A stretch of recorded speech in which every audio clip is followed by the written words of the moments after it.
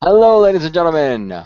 My name is James Phoenix, and welcome to another episode of the Lair of the Phoenix. This is yet another episode of the Spring of Starkid. Yeah. You already know all this from the intro, so let's just move on. We're here to talk about Starkid's live concert experiences that they've done over the last few years. This includes the Space Tour, the Apocalypse Tour, and the more recent Starkid Takes Manhattan, plus some references to their con appearances here and there.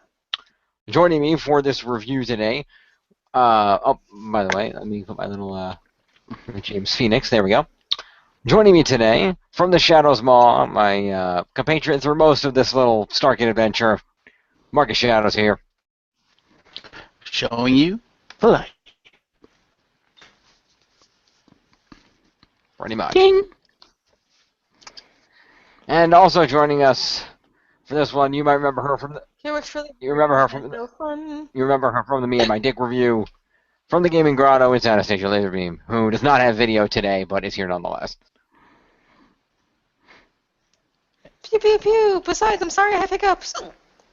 Yeah, that too. And she's lagging a little bit, so we do apologize for that. Yeah, there's a slight lag. I'm sorry. I'm hoping that in the recorded version of this, it won't be as bad. So, we're going to go ahead and open this up by talking a little bit about the Space Tour. The Space Tour was the first concert tour that Starkid ever did. Let me get a False advertising. It's not in space. No. It's explained if you listen to the beginning of the album or the opening of their show. Space Tour stands for Starkid Precarious Auditory Concert Experience. Space. Okay, fine. They covered themselves.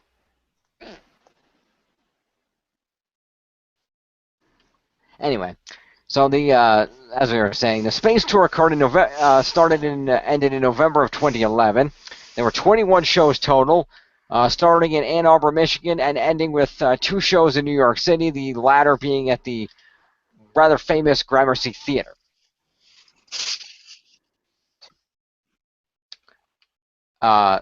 They did a variety of songs in 2 different parts, plus a 4-song encore, and they also had their guests that joined them.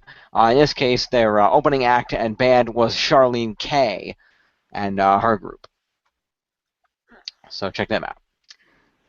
An album, of course, exists for the Space Tour. I happen to own it. If you'd like to own it too, feel free to head over to AnnArborTees.com or TeamStarkid.com. You can go buy a copy yourself. Additional performances at specific shows included Jim and the Povolos performing at multiple shows, George Watsky at the Silver Spring Show, and the Gregory Brothers at the final show at Gramercy in New York. The show's also on DVD if you'd like to own a DVD of it. The DVD, if you haven't seen it, is pretty awesome. It splits between behind-the-scenes footage and then footage of songs from the concert. So it's pretty cool. I will say, for a first time ever doing a live concert, I will say they did a great job. It was really amazing to see how they brought it all together and were able to rework a lot of the songs to work better in a concert experience and really, rock the audience with the song, let them enjoy their favorite songs without having to be, structured around, this is the scenes we're doing and this and that. They were able to be a lot looser, a lot more casual with the songs. I think that was a lot more fun for a lot of the Starkid fans. Yeah, and then they also didn't have to stay within, like, the voice of the character, so they could actually focus on, singing the song. That too. And we also got to see, interestingly, as we do see with a lot of their live shows, instances of songs being performed by some different performers due to lack of their original performers. Mm-hmm. Most notably, of course, being Dylan filling in for Darren Criss in Harry Freaking Potter, and Brian Holden filling in for Brian Rosenthal, ironically enough, in Performing Different as Can Be. Yep. Always fun. And, of course, everybody filling in for both Darren in Back to Hogwarts and, of course, for Brant Cox in Beauty Everywhere. Mm-hmm.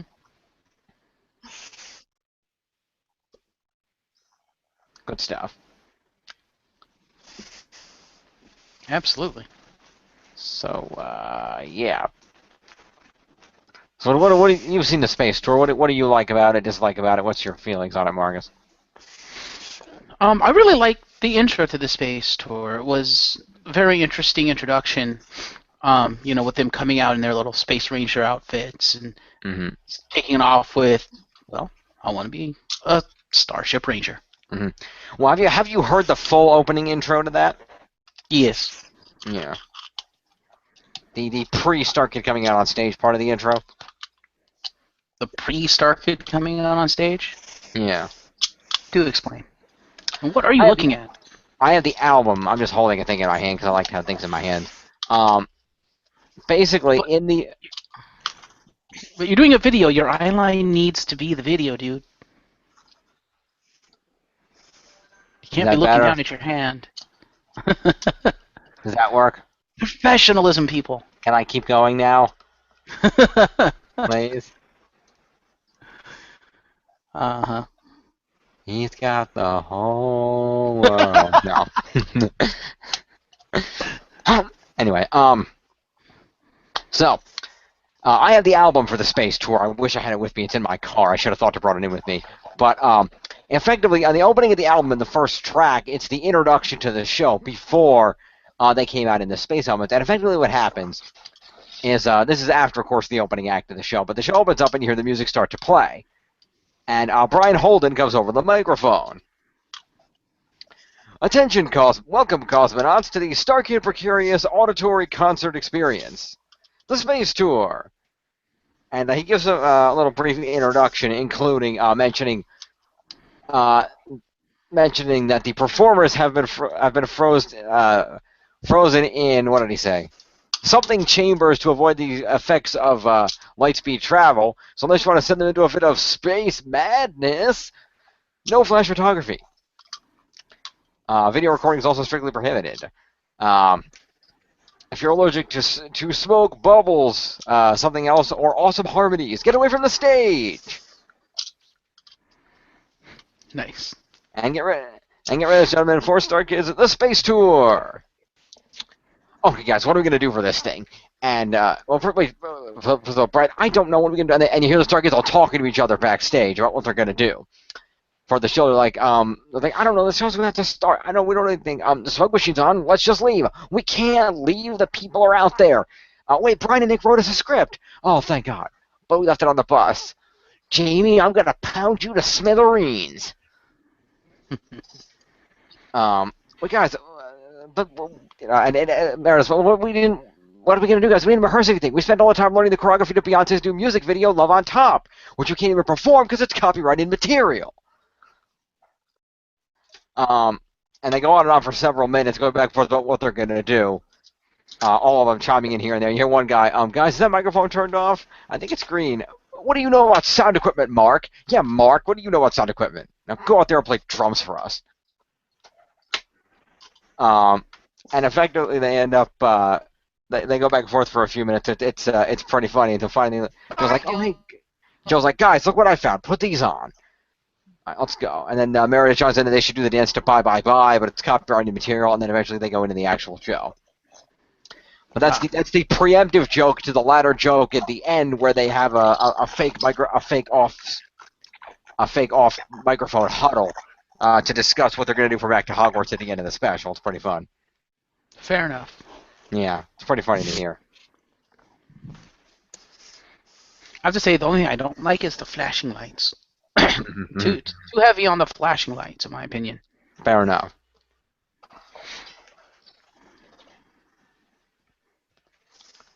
Fair enough. Well, I will say I love the Space Tour. I think of the live shows, the Space Tour is probably my favorite. Primarily because I'm a very big fan of Starship. And so because this had a lot of Starship songs in it, I think that's one reason I like it a lot. And a lot of the way the songs are performed in the arrangements. That's not to say the others don't have great arrangements too, but I just happen to like this particular setup, and I like the album a lot. For those wondering, just for the record here, sorry, yes, were you going to say something, Stacey? I didn't mean to cut you off.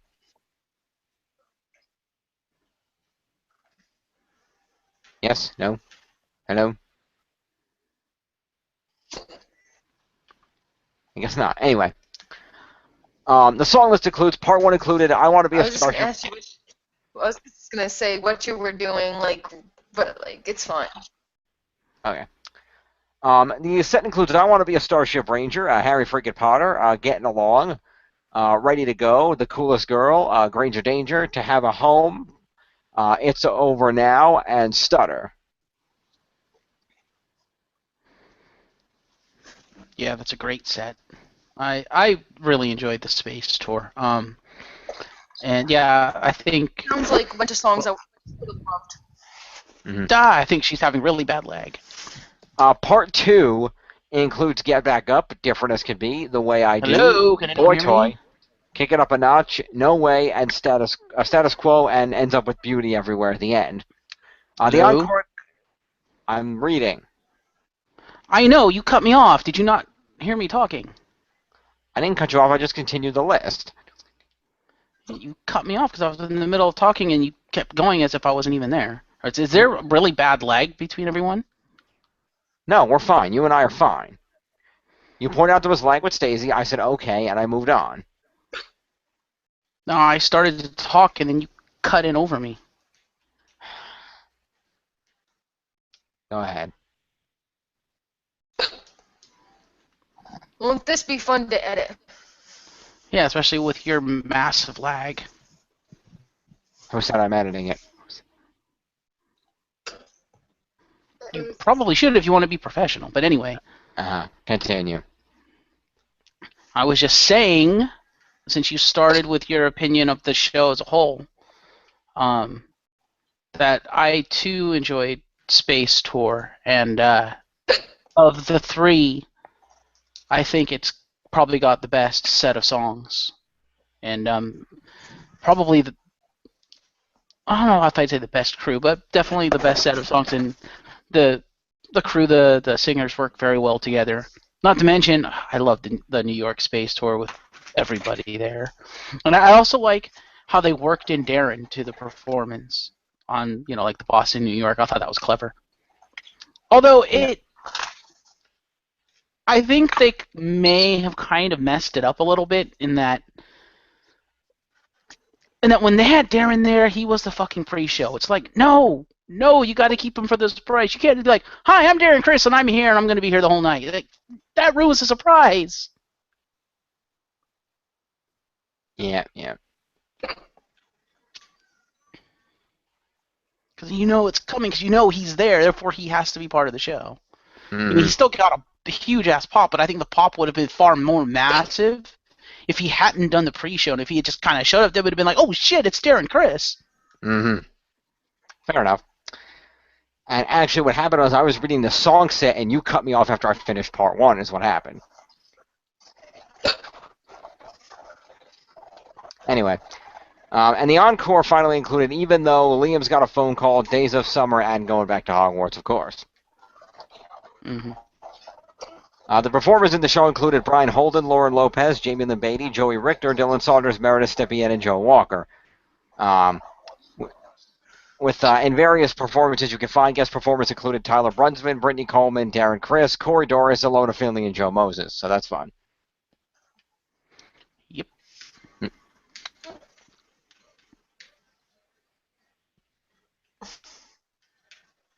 And what are you staring at? So, anybody else anything on the space tour? Moving along. Wow, you didn't even give me a chance to say anything. But yes, go ahead. I waited a couple of seconds. You didn't say anything. Number one, you have to wait more than a couple of seconds because Stacy has lag. Number two, I didn't really have anything else to say. I was more than being saying you're not giving Stacy a chance to talk. You got to give her at least 10 seconds to talk. Stacey hasn't even seen either of these concert tours. But go ahead, Stacey. Well, how am I supposed to know that? I'm just trying to be courteous. Fair enough. I wasn't on this tour, so I have nothing to add. There you go. I have not been to their tour, so I'll just talk about the one that hurt my leg. Okay. The second concert tour occurring over the summer of 2012 from May through June was the Apocalypse Tour.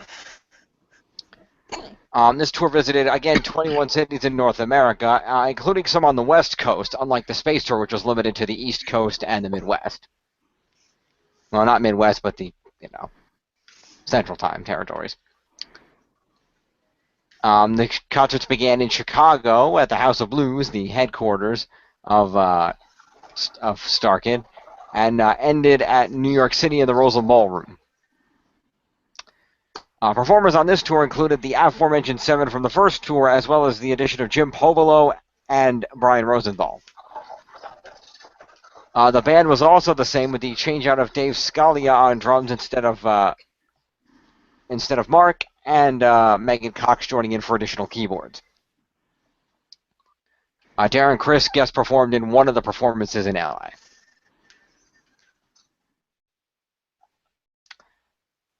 Again, this is on CD, which I own. It's a 2-disc CD collection, actually. And there's also a DVD available, so check that out. This concert, both the DVD and the concert itself, are a little more upper level and a little more professional, streamlined. In this DVD version, it's just the concert straight through rather than being interjected with the behind-the-scenes stuff. And also, this concert actually has a plot. Unlike Space Tour, which is just, we're going to go through and sing our songs, the Apocalypse Tour actually has a plot. For the Apocalypse Tour, the Starkids have, quote-unquote, given up singing and dancing forever, and they're pursuing their true love, archaeological digs. And while on a dig, they find a large tablet, which Jamie translates and reads aloud, stating that it would be found by the Starkids, and that reading it would bring about the end of the world, summoning the Mayan god of chaos and destruction, Margaret. Stinking dick rats. Yep. Margaret, played by Jim Povolo, hilariously, leaning into the idea that Margaret, in addition to being the god of chaos and destruction, is also the god of musical theater. And therefore, they believe that by performing a concert, they can appease Margaret, and Margaret will not destroy the world, other than the cities that he destroys during the course of the show. The greatest cities in the world! Yeah. Anyhow. And so the entire plot is based around this, with songs being worked in to make sense in relation to this. It's pretty fun. I don't have the set list in front of me for this one, but I will say there was a lot of change-ups to the songs, of arrangements of songs for this particular production. I think the concept.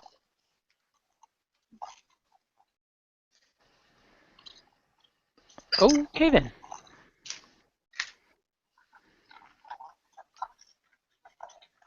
Go ahead, Stacey.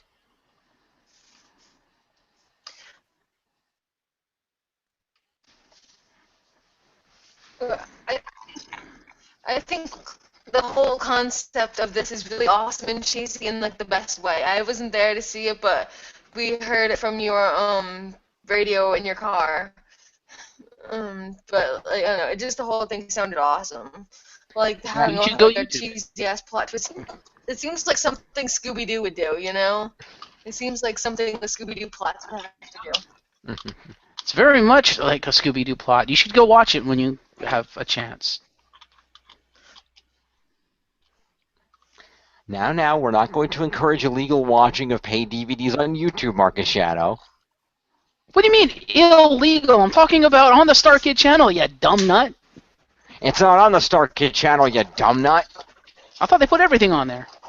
No, the tours are not on there. There are clips from the tours here and there, but the entirety of the tours are not on their channel. Other people have uploaded the DVDs of the tours. Oh. Yeah. So. I thought they had an official release. My bad. They did not. So, yeah. Anywho, like I was saying, yeah, it's a good show. The set list includes, it opens up with a combination of Me and My Dick and Ready to Go, hilariously sung by everyone.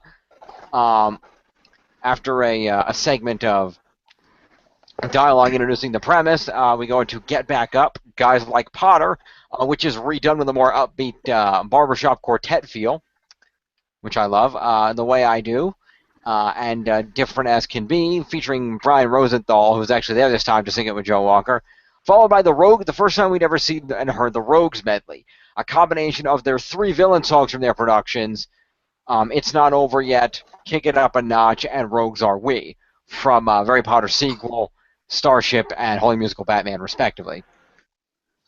On a related note, stay tuned for Holy Musical Batman. There will be a review of that forthcoming. And in that song, Joey Richter fills in for the absent Jeff Blim in Rogues Are We. That is correct. And he does a fabulous job. He does. Then there's a series of dialogue in which they sacrifice Joey and rip his heart out to sacrifice to Margaret. And his heart comes out and sings the song "Listen to Your Heart" from Me and My Dick. And wasn't Rosenthal the one who actually played him in Me and My Dick? He was not. Originally, in Me and My Dick, the character was performed by A.J. Holmes. Oh, okay. My bad. I thought that was the whole joke. No, Brian Rosenthal just happened to be wearing the costume and sang the song. And the joke was that, we're going to rip his heart out. Oh, it's his actual heart from the musical. Oh, it's funny.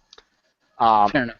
Then, after press sent me up getting a lukewarm response from Margaret for that song, they go into their Little White Lie medley to show off some of their other lesser-known hits, including the theme song to Little White Lie, the ever-famous Boy Toy by Lauren Lopez, as well as 2 additional songs called Fancy Machine and I don't know the name of the last one, but it was hilarious.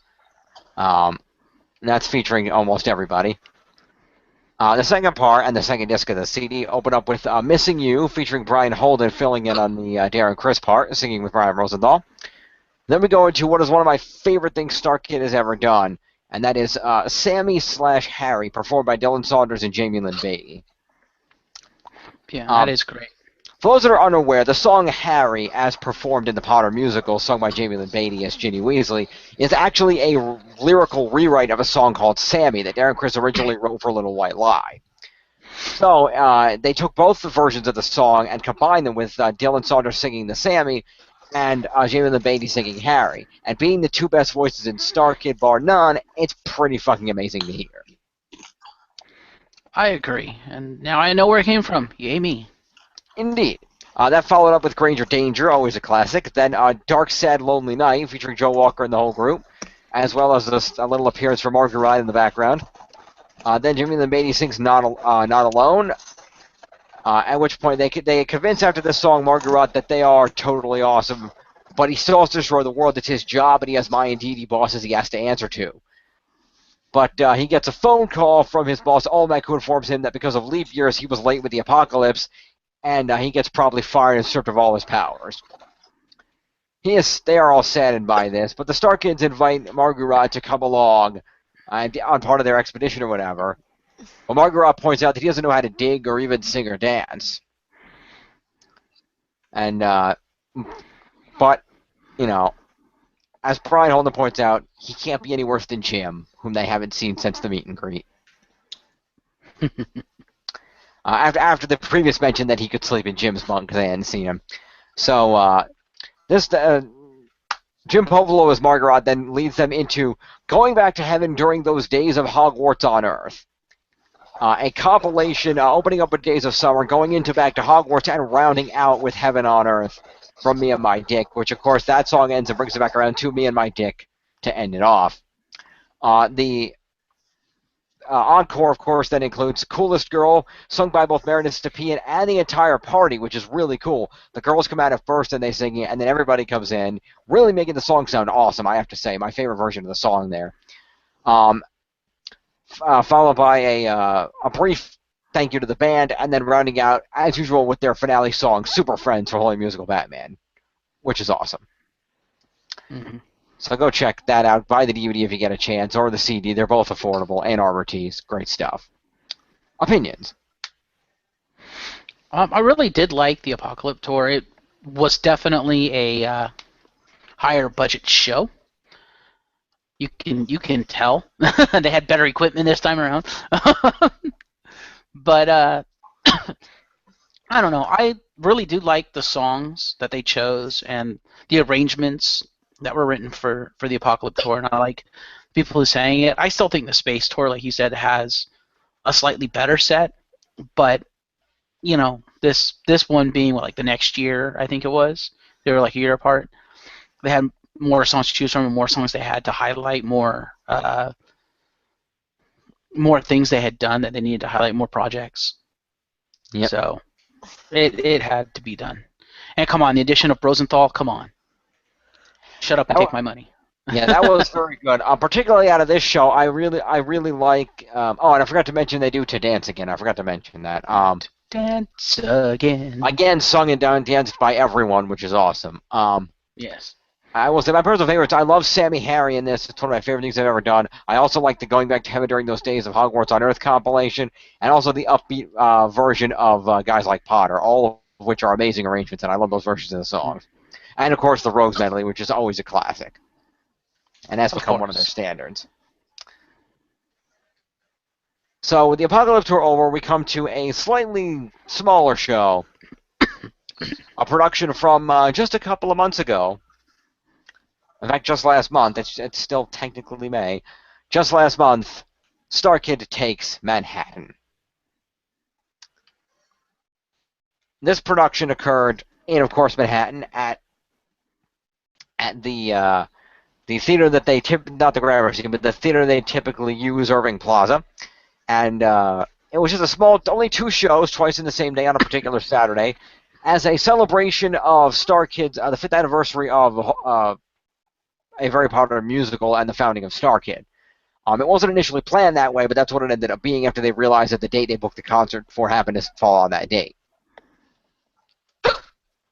I was lucky enough to actually attend this show where I got this awesome t-shirt. Yay. And among other things, including my awesome poster, which I have over here. I've shown this off before, but there's my awesome poster right there. And also the aforementioned albums that I got of Space Tour and Apocalypse Tour. And I was lucky enough to have Anastasia Lazerbeam and another friend of mine join me. So, Stacey, why don't you take the lead on this one? I also went to this one. Yay! Woo! Yay!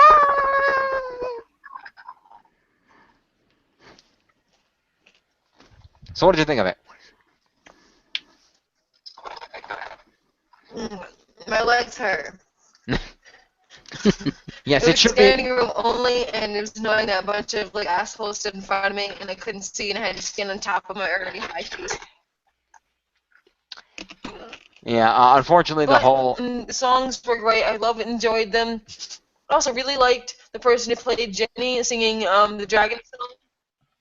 That was very good. Yes. It should be mentioned. Let's go to the set list here real quick. The set list. First of all, for this performance, this included the primary 7 Starkids once again, but instead of Jim Povolo and Brian Rosenthal for this one, they brought along Jeff Blim and the newest primary member of the Starkids, Rachel Soglin.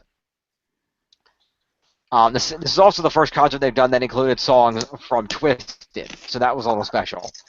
The set list included Going Back to Hogwarts, followed by a little ditty called We Don't Want to Be Sued, which for those that don't know that song, you can find that song on the Starkid YouTube channel in the very early on videos.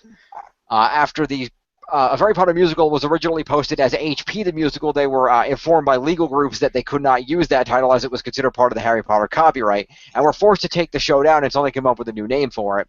And of course, in Starkid fashion, Darren, Chris, Brian Holden, and Nick Lang sang a song about having to take it down because they didn't want to be sued.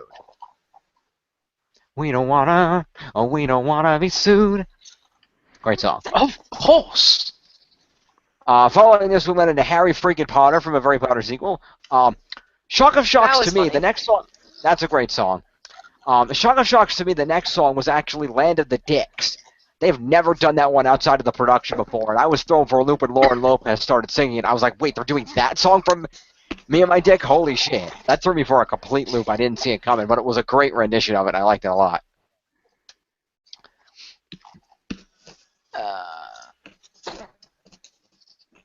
We then went into I Want to Be a Starship Ranger, then Dark, Sad, Lonely Night from Holy Musical Batman. That was the first time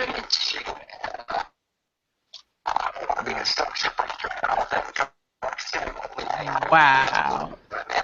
That was the first time that I ever heard that Starship Ranger song, and that was pretty awesome, which got me pumped for the show Starship, because I had yet to see that one prior to that concert. Indeed. Yeah, like I said, following up, we had Dark, Sad, Lonely Night for Holy Musical Batman. Then we had Senior Year from A Very Potter Senior Year. We had Happy Ending from Twisted, which was great. And then Everything and More from Twisted. Then we went into Those Voices Ringing Out from Harry Potter sequel. The Rogues Medley then kicked in, of course. And then we had Hey Dragon, as mentioned, performed by Jamie Lynn Beatty, which was pretty awesome, with a little help from the other girls. And then we had 1001 Nights from Twisted, followed by Take Off Your Clothes, getting through 2 of the 3 love songs from Twisted. Of course, then going into the 3rd song about a guy who just wants some love. No one remembers Ahmed from Twisted. This was followed by Voldemort is Going Down from A Very Potter Musical. Then Not Alone from A Very Potter Musical. Again, as always, awesomely performed by Jamie Lynn Beatty. Then Everything Ends, which, as Jeff Lynne pointed out in the show, is the saddest fucking song. They couldn't end with that, so they went into Days of Summer to wrap it up. And then, after that, they went into, as a part of a joke, they actually went into Semi-Charmed Life by Third Eye Blind, which was kind of hilarious. As there had been a recurring joke in mentioning that particular song throughout the production. And then, for the encore, after they came back out, they did their finale of, Making Love, Heaven on Earth from Me and My Dick, and then wrapped it up with Super Friends from Holy Musical Batman. It's a pretty awesome set list, and having the songs of Twisted in there really added a nice variety to it. Of course, it did hinder there was a few less songs from some of the other productions, which was unfortunate. In fact, I Want to Be a Starship Ranger is the only song from Starship, aside from Kick It Up a Notch in the Rogues Medley, that made it into the show, which kind of upset me. But there was quite a variety of songs. It was pretty awesome. Yeah, that's a really great set list. It had 2 of my favorite songs from the Potter musicals. Pretty great. Finally made it into a live show. The downside is it took me like 20 minutes to walk again. Damn flag. Continue, Marcus. Yeah, it had 2 of my favorite songs from the Potter musicals finally in a live show, and they sounded awesome. And that's Those Voices and Everything Ends. I absolutely love those songs, and just hearing that live without the context of the musical, just the pure voice is just them singing, just was so good. And oh man, what a difference it made having Jeff Blim there for the Rogues Medley, because he brings a stage presence that none of the other Star Kids have. You think so? I do, because when he steps onto that stage, he owns the stage. But as soon as he stepped in, you focused on him. I don't know. To be honest, while watching this show live, while they were doing the Rogues Medley, because he wasn't out there for most of it, I forgot he was there until he came out. I'm like, oh shit, that's right, Blim's actually here. Yeah. Yeah, he brings an absolute blessing to that song just because it is his song, so he knows all the proper dance moves for his part that Joey doesn't kind of do. But when Blim comes out there, because it's his character, he has that suave arrogance that as soon as he started kind of sort of acting like Sweet Tooth, that just completely changed the demeanor of the song for me. I was like, yes, this is Rogues Our Way. Because he injected the Blim, for lack of a better phrase. Fair enough. And I think that's good. Wait until this summer, during the summer season, when we have the Trail to Oregon, completely written by Jeff Blim. You mean Choose Your Own Adventure, the musical? Yes, and starring Jeff Blim. Of course. Of course. I will also say they had a lot of great little while it did seem like they were really rushing through this show to get all the songs out they wanted to, there were a lot of little in-jokes here and there, the recurring Third Eye Blind joke, a funny joke at one point right after Take Off Your Clothes where is it? Where is it? It's here somewhere.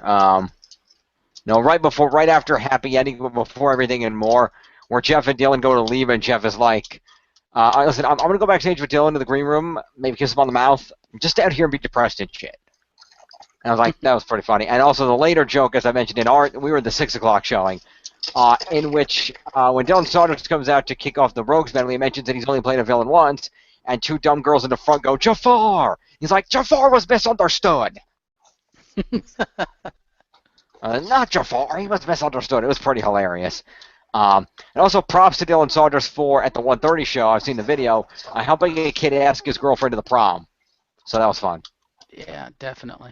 Props to that. I do have to say, Blim with the long hair and the facial hair kind of threw me off at first. Also, I was just thinking about it, and it now strikes me as odd. They have almost every love song they've ever done, except the one from Starship. What's up with that? So the thing is, after they did take off your clothes, after they did 1001 Nights and take off your clothes, I thought that's the next one they were gonna do. I thought, oh, they have Dylan and Meredith, they'll do their two love songs back to back, it'll be fun, and they didn't go into it, which upset me. But like I said, the thing about this is they were trying to do clearly two things. Number one, they were focusing on songs from Potter because it was the Potter anniversary, so they were focusing on their Potter songs. And they also were focusing on getting a lot of their Twisted songs in there because it was the most recent production, the one everybody was fresh in their mind, and they hadn't done it in a concert before. So it was and mostly... they have Jeff Blim and Rachel. Yeah, so it was mostly a Potter Twisted concert. The only non-songs from that were Land of the Dicks and the Making Love finale from Me and My Dick. Starship Ranger from Starship. Those are great. And Dark Sad Lonely Night from Batman. Plus the songs in the Rogues medley, obviously. But those are the only non-Potter, and Super Friends from Batman at the end. But there were only maybe out of that list of about... I mean, how many songs is that? I mean, that's a lot. 4, 5, 6, 7, 8, 9, 10, 11, 12, 12, 13, 14, 15, 16, 17, 18, 19, 20.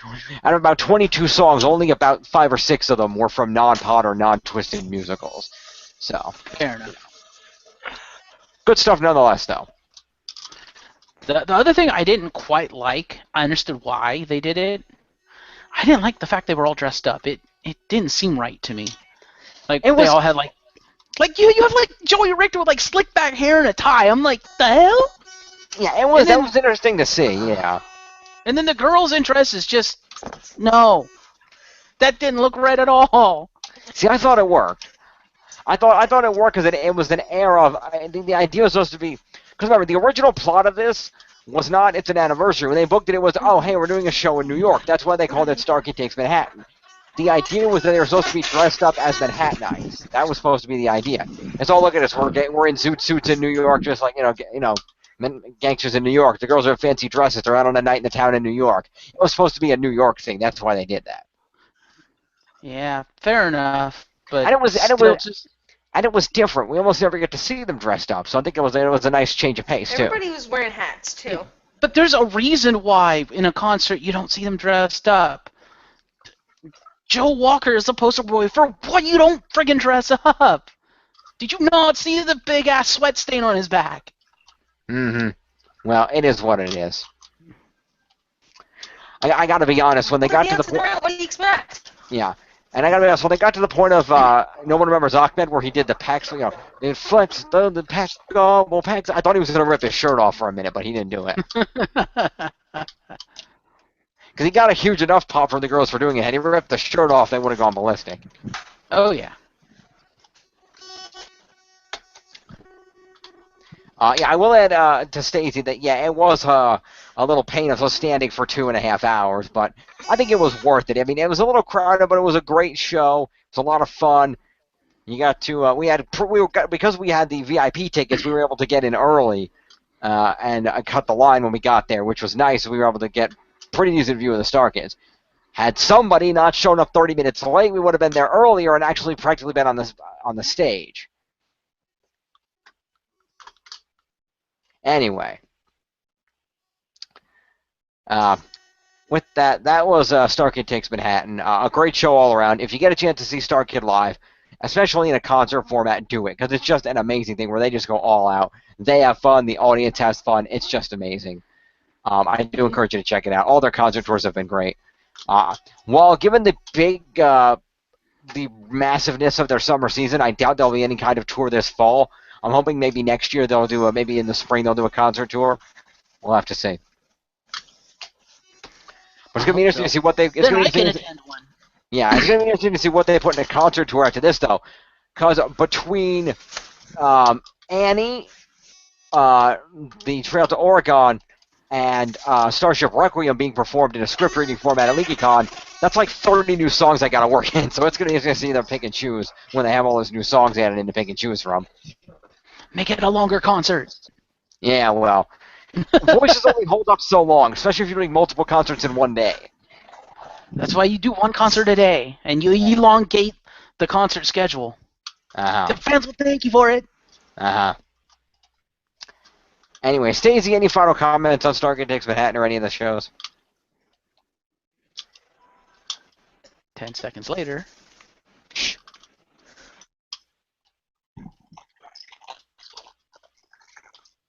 Really fun? Just bring your own chair.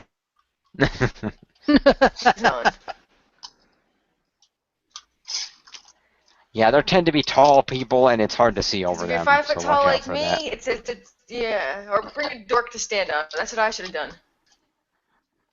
So what, you were standing behind Jim Povolo? We were sending a dude that was as tall as Jim Povolo, yes. Wow. There was a really tall-ass dude on the one side. But the problem is Stacey's 5'0", so anybody that's 5'5" or taller is huge to Stacey. I bet you wished you could have summoned Margaret to smite that asshole, huh? There you go. Yeah. On a related note, let's throw him out here. If anybody doesn't know, Jim Povolo is trying to fund a comedy show that he'd like to put on. Head over to Kickstarter and throw him a couple of dollars. He could use it. Also, and you can find out more information about that over on the Starkid Facebook page. They're promoting that. Also, Devin Lytle and her friends are also putting on a new second season of their web show that they like to do. So throw them a few dollars too. So with that, this has been a brief discussion of Starkid's concert tours. I hope they do another one soon. I hope to be able to go again. This was the first time I was able to attend, and it was, for lack of a better term, totally awesome. May I give my final thoughts? They have limited T-shirts. They have limited T-shirts, limited buy one. Yeah, yes, Marcus Shadow, what are your final thoughts, my good sir? I absolutely love the live shows. I think, musically speaking, the live shows are the best thing Starkid's ever done. Bar none, hands down. If you're only interested in the music, you don't care about the parody stuff, the comedy that they do. But they do a lot of comedy and stuff at the shows. But if you only care about the music, either go to see a Starkid live performance or go online and watch them. But yes, I mean, for the music alone, it's so worth it. If I could have really afforded to go out there, and I did want to go out there, meet Jim for the first time live and in person, and attend Starkid Takes Manhattan. Yeah, there you go. I would have, but yeah, $300 round trip. I don't think so.